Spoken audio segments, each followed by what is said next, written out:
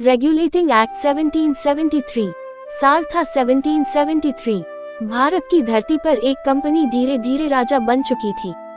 नाम था east India company. पहले वो व्यापार करने आई थी, मसाले खरीदने, रेशम खरीदने, चाय खरीदने। लेकिन समय बदल गया। अब कंपनी सिर्फ व्यापारी नहीं रही, अब उसके पास सेना थी, पैसा था और सत्ता भी। भारत के कई हिस्सों में उसी का राज चलने लगा। लेकिन समस्या शुरू हुई। कंपनी के कई अधिकारी लालची हो गए, भ्रष्टाचार बढ़ने लगा, लोगों पर अत्याचार होने लगे और भारत का प्रशासन बिगड़ने लगा। उधर इंग्लैंड में लोग गुस्सा होने लगे, ब्रिटिश पार्लियामेंट में सवाल उठने लगे।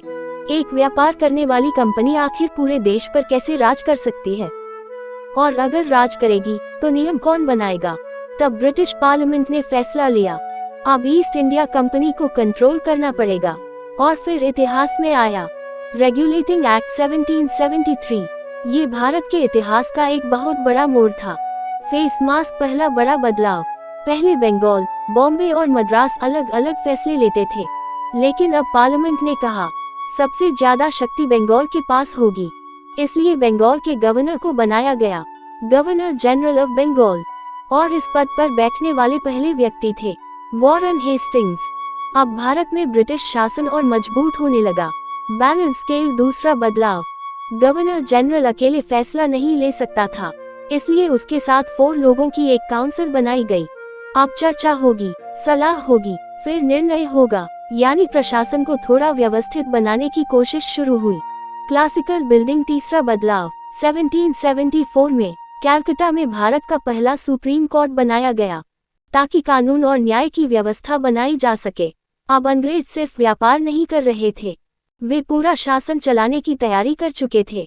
फायर सबसे महत्वपूर्ण बात।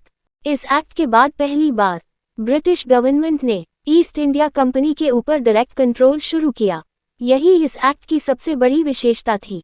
Exam part. Act regulating act 1773 made by British parliament.